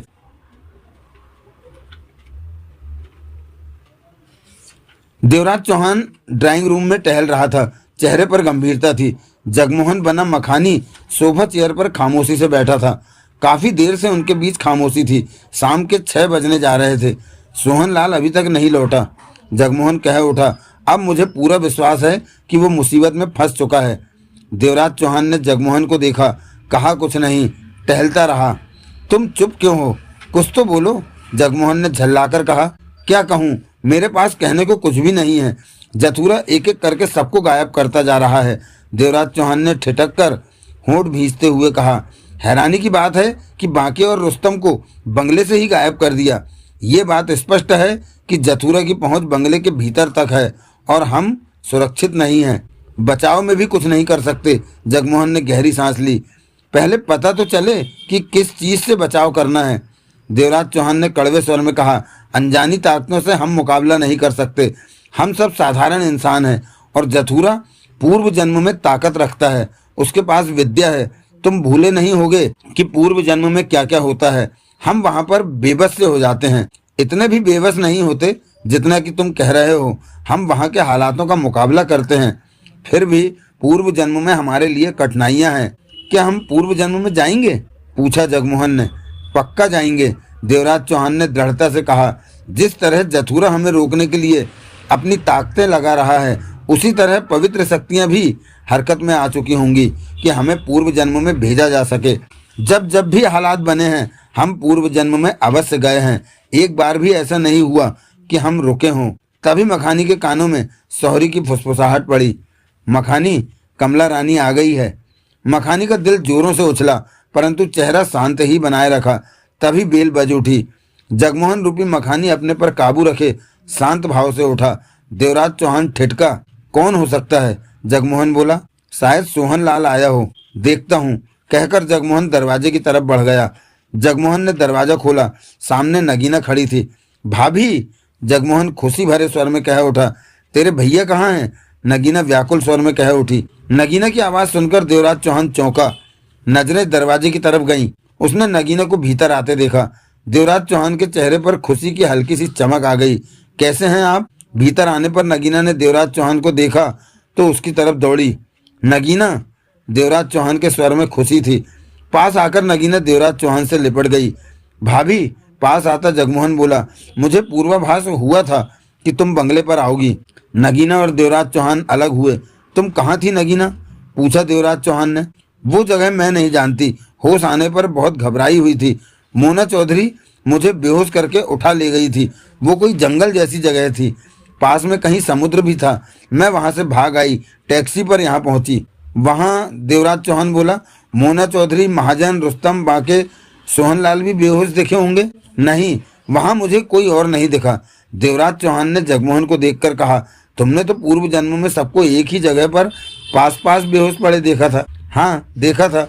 नगीना कहती है कि वहां पर इसे कोई दूसरा नहीं दिखा, देवराज चौहान बोला। तो इसमें मैं क्या कर सकता हूँ? जो मुझे महसूस हुआ वो बताया था मैंने। जगमोहन का स्वर सरल था। भाभी, मैं तुम्हारे लिए चाय बनाता हूँ। तुम आ गई हो तो हौसला मिला कि शायद बाकी भी लौट आएंगे। जगमोहन किचन में चला गया। देवराज चौहान और नगीना सोफों पर आमने सामने जा बैठे। ये सब क्या हो रहा है? मोना चौधरी ने मेरा अपहरण क्यों किया, नगीना ने पूछा। मोना चौधरी नहीं थी वो, देवराज चौहान गंभीर स्वर में बोला। तुम शायद कुछ नहीं जानती। हाँ, मैं कुछ नहीं जानती। मुझे बताओ कि पूर्व जन्म का साया फिर हम पर पड़ रहा है क्या? नगीना चौंकी। हाँ, पूर्व जन्म की कोई शक्ति है जथुरा, जिसके बारे में किसी को याद नहीं आया कि वो कौन है।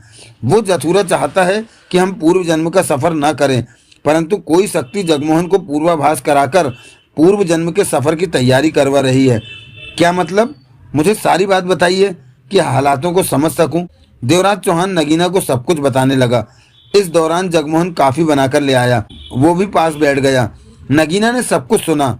देवराज चौहान खामोश हुआ तो वो चिंतित स्वर में कह उठी, ये तो बहुत खतरनाक बातें बताई आपने। हम सब इन्हीं हालातों में फंसे पड़े हैं। मुझे तो आप दोनों की चिंता होने लगी है कि कहीं। मेरे ख्याल में अब सब कुछ ठीक होने लगा है। देवराज चौहान बोला। वो कैसे? नगीना के होठों से निकला। तुम जो वापस आ गई, हो सकता है इसी तरह बाकी सब भी वापस आ जाएं। आपका मतलब कि जथुरा अपनी कोशिशों से पीछे हट गया है? नगीना बोली। कह नहीं सकता, जथुरा पीछे हटने वालों में से नहीं है। जगमोहन कह उठा। हमें किसी भ्रम में नहीं रहना चाहिए। तुम्हारा मतलब कि बात अभी और आगे चलेगी? नगीना ने जगमोहन को देखा। हाँ, मुझे तो लगता है कि ये भी जथुरा की कोई चाल है, तुम्हारा वापस आ जाना। जगमोहन बोला। ओह, जाने क्यों मेरा मन घबरा रहा है। नगीना ने कहा। हमारे पास इस बात की जानकारी है कि जथुरा ने हम सबके लिए कालचक्र छोड़ा हुआ है। वो हम सबको बुरी तरह फंसा देना चाहता है। जगमोहन ने गंभीर स्वर में कहा। बांके और रुस्तम तो बंगले से ही गायब हो गए। देवराज चौहान को चुप देखकर नगीना बेचैनी से बोली। आप कुछ करते क्यों नहीं?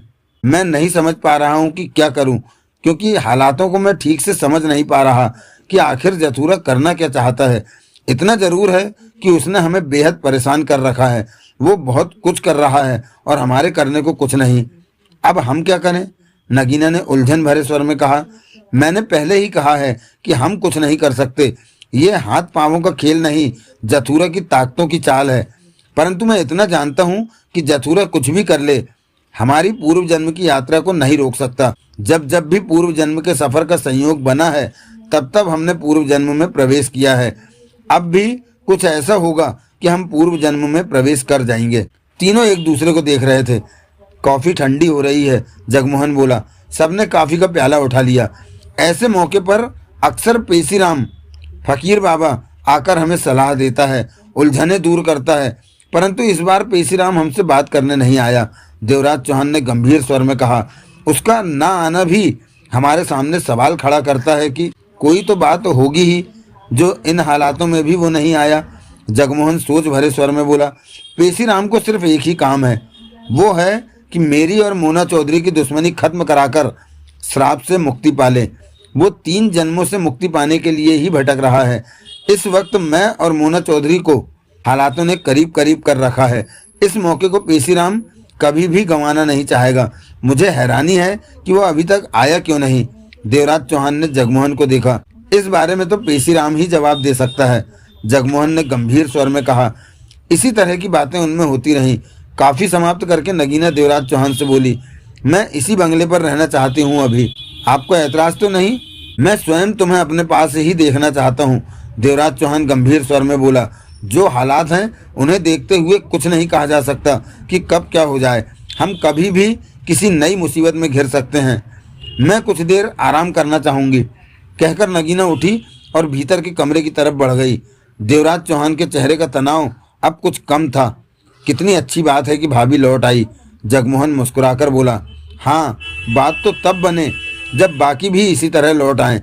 देवराज चौहान गंभीर था। शायद वो भी लौट, मुझे नहीं लगता। देवराज चौहान ने जगमोहन को देखा। क्या मतलब? जथुरा जो भी है, कम से कम वो कच्ची गोलियां नहीं खेलता। ये बात तो तुझे महसूस हो चुकी है। वो ताकत रखता है और पक्का खेल खेलता है। नगीना के इस तरह लौट आने में अवश्य कोई रहस्य छिपा है जथुरा का। तुम अब बेकार की बातें कर रहे हो, जगमोहन ने मुंह बनाया। मैं सही कह रहा हूँ। जथुरा ने अपने किसी मतलब की ही खातिर नगीना को अपनी कैद से आज़ाद किया है। देवराज चौहान के शब्दों में सोचों के गहरे भाव मौजूद थे, वरना वो नगीना को छोड़ने वाला नहीं। जगमोहन उठते हुए बोला। मैं तुम्हारी बातों से सहमत नहीं हूँ। भाभी पर नज़र डालने जा रहा हूँ। बांके और रुस्तम राव की तरह भाभी भी गायब न हो जाएं। कहने के साथ जगमोहन भीतर की तरफ बढ़ गया। कुछ ही पलों में वो नगीना के सामने था। कमला रानी, ओह मखानी, दोनों कस के गले जा लगे। कितनी शांति मिली है तेरे सीने से लगकर, कमला रानी ने आह भरकर कहा। मुझे भी चैन मिला है, मखानी ने प्यार से डूबे स्वर में कहा। तू मेरे साथ पूर्व जन्म में चलेगा ना? तेरे साथ तो मैं हर जगह जाने को तैयार हूँ। भौरी से मैंने बात कर ली है, वो हम दोनों को पूर्व जन्म में ले जाएगी। वहाँ हम सप्ताह में 1 बार मिला करेंगे। सिर्फ 1 बार? मखानी ने नाराजगी से कहा। धीरे धीरे मैं भौरी को मना लूंगी कि वो हमें 2 बार मिलने दे। अब छोड़ मुझे। नहीं, समझा कर। कमला रानी जबरन उससे अलग हुई। मैं इस वक्त नगीना के रूप में और तू जगमोहन के बहरूप में है। ठीक है ठीक है, मखानी ने बुरा सा मुंह बनाकर कहा।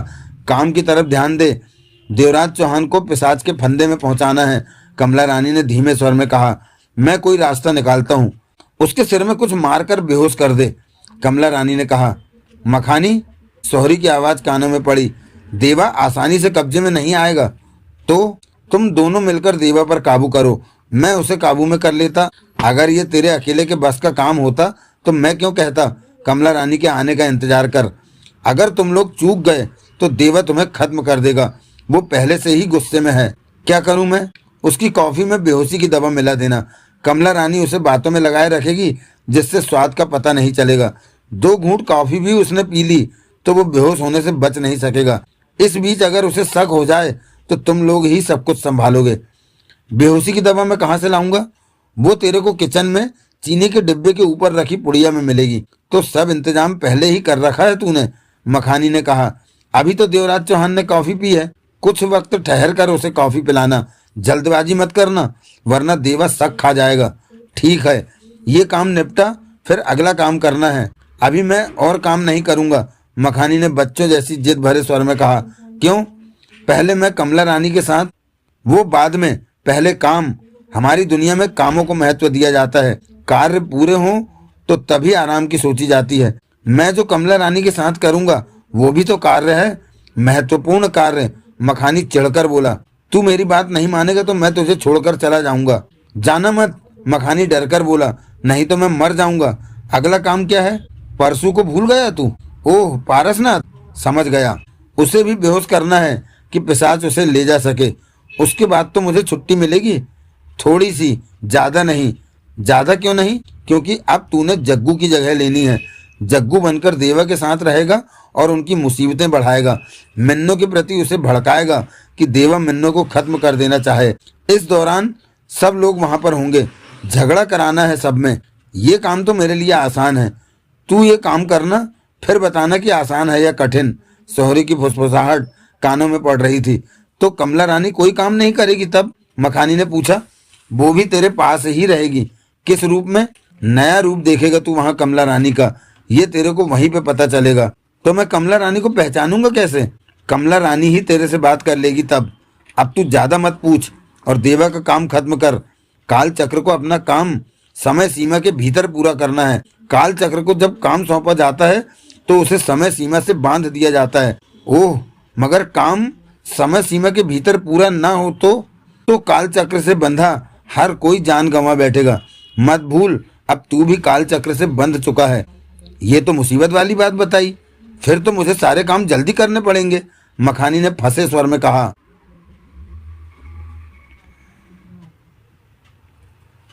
नगीना घंटा भर आराम करके ड्राइंग हॉल में आ पहुंची। देवराज चौहान लंबे सोफे पर अधलेटा सा था। शाम के 7 बज रहे थे। अंधेरा होना शुरू हो चुका था। जगमोहन ने बंगले की लाइटें रोशन कर दी। जगमोहन, नगीना बोली, अपने भैया को कॉफी पिला, थोड़ी सी मुझे भी दे देना। अभी बनाता हूँ भाभी, कहकर जगमोहन किचन की तरफ बढ़ गया। नगीना बैठती हुई देवराज चौहान से बोली, आप चिंतित क्यों होते हैं? चिंता में नहीं, परेशान हूँ, देवराज चौहान बोला। जथुरा की हरकतों का मतलब नहीं समझ पा रहा। जो भी होगा सामने आ जाएगा। क्या पता मेरी तरह सब सामने आ जाएं, बच आएं। वो जगह याद करके बताओ कि कौन सी थी जहां तुमने खुद को होश में आने के बाद पाया। मैं जानती तो आपको पहले ही बता देती। जब मैं होश में आई तो अपने को वहां पाकर मैं घबरा गई। कुछ पल तो मुझे कुछ भी समझ में नहीं आया कि मैं कहाँ हूँ। फिर मैं उठी, जिधर रास्ता मिला भाग निकली। मुझे डर था कि मोना चौधरी पास में ना हो और मुझे फिर उससे झगड़ा करना पड़े। इसी घबराहट में मैं सड़क पर आ पहुंची। वहीं टैक्सी मिल गई तो बैठकर मैं आ गई। मैंने तो टैक्सी वाले से भी नहीं पूछा वो जगह कौन सी है। देवराज चौहान ने आंखें बंद कर ली। पता तो कीजिए, कहीं दूसरे लोग भी वापस आ गए हों, नगीना बोली। सोहनलाल, बाके, रुस्तम आते तो यहीं आते या फोन पर बात अवश्य करते। मोना चौधरी या महाजन लौट आए हों, जगमोहन से कहकर पारसनाथ को फोन करवाता हूँ। तभी जगमोहन ट्रे में कॉफी के 3 प्याले रखे वहां आ पहुंचा। एक प्याला उसने देवराज चौहान की तरफ टेबल पर रखा, दूसरा नगीना की तरफ, तीसरा खुद थामे एक तरफ बैठ गया। देवराज चौहान उठ बैठा और कॉफी का प्याला थामे जगमोहन से बोला, पारसनाथ को फोन करके पूछो कि क्या कुछ नया हुआ है? कॉफी के बाद फोन करता हूँ, जगमोहन बोला। तीनों कॉफी पीने लगे। साथ साथ थोड़ी बहुत बात भी चल रही थी। 2 मिनट ही बीते होंगे कि नगीना की आंखें बंद होने लगी। कमला रानी, भौरी की फुसफुसाहट उसके कानों में पड़ी। होश में आ, क्या हो रहा है तुझे? नींद आ रही है। नगीना के होठों से मध्यम सा स्वर निकला। ओह, तो मखानी ने दवा वाली कॉफी तेरे को दे दी। परंतु कमला रानी कोई जवाब न दे सकी। कॉफी का प्याला उसके हाथ से छूट गया और उसकी गर्दन लुढ़क गई। देवराज चौहान चौंका। मखानी समझ गया कि उसने दवा वाली कॉफी गलती से कमला रानी को दे दी है। भाभी, जगमोहन के होठों से निकला। देवराज चौहान की आंखें सिकुड़ गईं। उसने उठकर नगीना को चेक किया। नगीना गहरी बेहोशी में थी। क्या हुआ भाभी को? जगमोहन घबराया सा कह उठा। कॉफी के कुछ घूंट लेते ही बेहोश हो गई है। देवराज चौहान ने तीखी नजरों से जगमोहन को देखा। कॉफी के घूंट? जगमोहन बोला। वही कॉफी तो हम पी रहे हैं। मैंने बनाई है कॉफी। इस बात पर देवराज चौहान उलझन में पड़ गया कि वही कॉफी उन्होंने पी है। देवराज चौहान की तीखी नजर अभी तक जगमोहन पर थी। मुझे क्यों देखे जा रहे हो? जगमोहन कह उठा। मुझे तुम पर शक होने लगा है, देवराज चौहान ने स्पष्ट कहा। शक? कैसा शक? कि तूने ही कॉफी में कुछ मिलाया, परंतु गलती से तूने मेरी अपेक्षा वो कॉफी नगीना को दे दी। पागलों वाली बात मत करो, मैं ऐसा सोच भी नहीं सकता। तुम बेवकूफों की तरह मुझ पर शक कर रहे हो। कुछ तो गड़बड़ है ही। देवराज चौहान ने पुनः नगीना को चेक किया। कैसी है भाभी? बेहोश है। ऐसी बेहोशी नशीली दवा से ही आती है और मुझे पूरा विश्वास है कि कॉफी में बेहोशी की दवा थी। कमाल है, ऐसा कैसे हो सकता है? जगमोहन कह उठा। कॉफी बनाते वक्त तुम हर वक्त पास में ही रहे? नहीं, लॉबी में आ गया था। ओह, तो बंगले पर कोई और भी है? उसी ने कॉफी में? अगर पूरी कॉफी में कुछ मिलाया होता तो हम भी बेहोश हो गए होते। सिर्फ एक कप में ही नशे की दवा थी। देवराज चौहान का चुभता स्वर जगमोहन के कानों में पड़ा। तुम मुझ पर शक करना छोड़ो, यही तो चाहता है जथुरा। जगमोहन पलटते हुए बोला। मैं बंगले में नजर मारकर आता हूँ कि कोई भीतर है तो नहीं। ये सब शरारत उसी ने की हो। जगमोहन बंगले की लॉबी में आ पहुंचा। तूने बहुत बड़ी गलती कर दी। सोहरी की मध्यम सी आवाज कानों में पड़ी। जो कप देवा को देना था वो नगीना को दे दिया। हो गई गलती, मखानी झल्लाया। अब क्या करूं? अब तेरे को अकेले ही देवा पर काबू पाना है। तूने गलती की तो तू भुगत। अगर असफल रहा तो तुझे सजा मिलेगी। मखानी के दांत भिज गए। कमला रानी तेरे साथ होती तो देवा पर हाथ डालने में आसानी हो जाती। अब तो खतरा और भी बढ़ गया है। वो कैसे? देवा को तुझ पर शक हो गया है कि कॉफी के कप में दवा तुमने ही मिलाई है। मखानी के दांत भिजे रहे।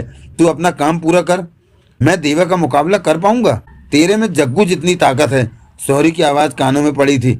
मुकाबला नहीं कर पाएगा। तू मुकाबले की सोचता ही क्यों है? चालाकी से काम करेगा तो शायद काम हो जाए। काम ना हुआ तो मैं तुझे छोड़कर चला जाऊंगा। तब तू मर जाएगा। तेरा जीवन खत्म हो जाएगा। कमला रानी तुझे कभी नहीं मिलेगी। काल चक्र कभी भी किसी को एक गलती के बाद दोबारा मौका नहीं देता। मैं सफल होकर रहूंगा। देवा को बेहोश कर दूंगा। मखानी के होठों से गुर्राहट निकली।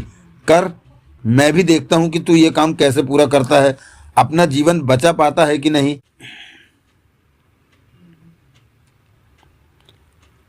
मखानी वापस हाल में पहुंचा। देवराज चौहान बेहोश कमला रानी को सोफा चेयर से उठाकर लंबे सोफे पर लेटा चुका था। देवराज चौहान ने जगमोहन को आते देखा। उसकी आंखें सिकुड़ी। जगमोहन के चेहरे के भाव उसे बदले बदले लगे। एक हाथ पीठ पीछे कर रखा था। देवराज चौहान कुछ सतर्क हुआ। पास पहुंचते हुए जगमोहन ने पीछे कर रखा हाथ सामने किया। हाथ में डंडा थाम रखा था, 5 फीट का।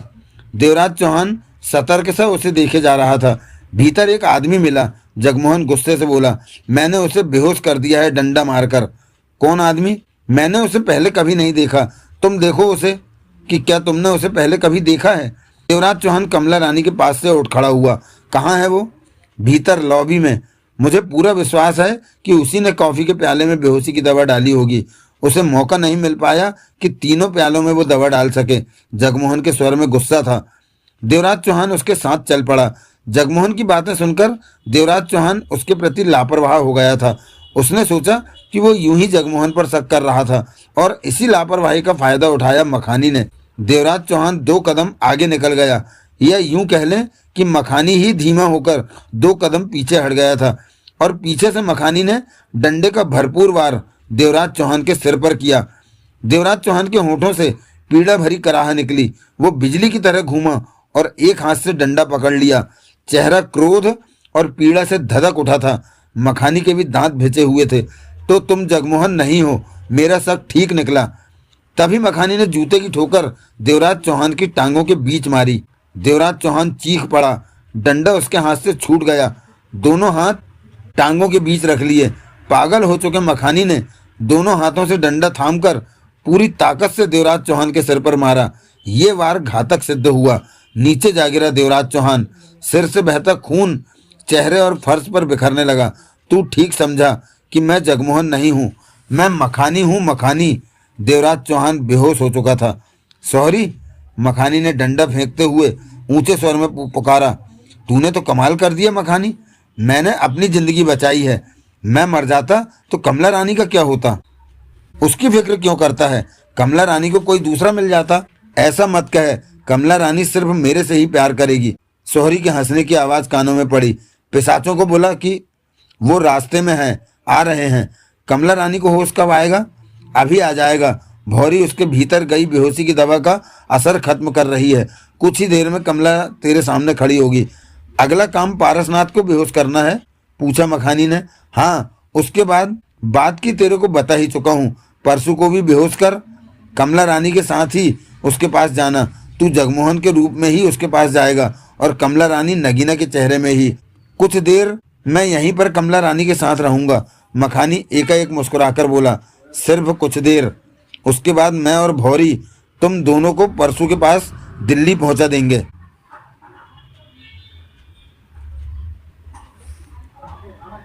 रात के 12 बज रहे थे। पारसनाथ रेस्टोरेंट के ऊपर अपने घर में था। रेस्टोरेंट बंद किया जा रहा था। सितारा राधा के पास थी। ना तो महाजन का कुछ पता था और ना मोना चौधरी का। इन हालातों में वो खुद को अकेला महसूस कर रहा था। मन ही मन ये भी सोचता कि जथुरा ने सबको बुरी तरह चक्कर में डाल रखा है। उसने सब कुछ तहस नहस कर दिया है। साथ ही ये भी उसे महसूस होता कि ये सब तो शुरुआत भर है। अगर पूर्व जन्म में प्रवेश करना पड़ गया तो पता नहीं वहां के खतरनाक हालातों का सामना कर पाएगा कि नहीं। तभी इंटरकॉम बजा। नीचे से उसके नौकर ने बताया कि जगमोहन किसी युवती के साथ आया है और उससे मिलना चाहता है। जगमोहन को इस प्रकार अचानक आया पाकर पारसनाथ को हैरानी हुई। वो तुरंत नीचे जा पहुंचा, जगमोहन के करीब पहुंचा। तुम यहाँ कैसे? देवराज चौहान भी अन्य लोगों की तरह गायब हो गया है, जगमोहन ने कहा। ओह, ये तो। तभी उसकी निगाह 2 कदम पर दूर खड़ी नगीना पर पड़ी। ये तो नगीना है जिसे मोना चौधरी ने गायब किया था। हाँ, ये वापस आ गई है। कैसे? पारसनाथ उलझन से बोला। होश आया ऐसे तो वहां से भाग निकली। ओह, तो क्या बाकी लोग भी वहां थे? नहीं, कमला रानी पास आकर बोली। मैं अकेली थी वहां और वो जगह भी नहीं जानती मैं तो। ये बातें बाद में, जगमोहन पारसनाथ से कह उठा। जरा बाहर चलो, तुम्हें कुछ दिखा दूं। क्या? कार में रखा है कुछ। मेरे ख्याल में हमने जथुरा का रहस्य पा लिया है। ओह, दिखाना मुझे, क्या दिखाना चाहते हो? वे तीनों बाहर पहुंचे। बाहर अंधेरा था। रेस्टोरेंट के साइन बोर्ड की रोशनी अवश्य फैली थी। जगमोहन पारसनाथ के साथ था। 3 कदम पीछे कमला रानी।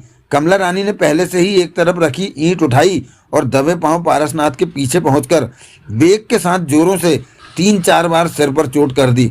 पारसनाथ को संभलने का मौका नहीं मिला और वो बेहोश होकर नीचे गिरता चला गया। ले सोहरी, मखानी बोला, तेरा काम खत्म कर दिया। काम तो अब शुरू होगा। सोहरी के हंसने की आवाज आई। अब तो मैं कुछ देर कमला रानी के साथ बिता सकता हूँ, मखानी कह उठा। अभी तो मुंबई में देवा के बंगले पर तुम दोनों ने। वो तो जल्दी जल्दी। तू तो पागल है मखानी, ज्यादा अच्छा नहीं। मखानी, कमला रानी पास आकर प्यार से कह उठी। चल, हम कार में चलते हैं। कार में? समझा कर। हाँ हाँ चल, मैं तो कंट्रोल से बाहर होता जा रहा हूँ। मखानी ने कमला रानी की कमर में हाथ डाल दिया। तो दोस्तों, आज का यह एपिसोड यहीं पर विराम लेता है। इसके बाद अगला एपिसोड क्लाइमैक्स होगा, जो आपको शीघ्र ही सुनने को मिल जाएगा। तब तक के लिए जय हिंद, जय भारत, वंदे मातरम। और हाँ, अपना ख्याल अवश्य रखिएगा। धन्यवाद। थैंक यू, शुक्रिया।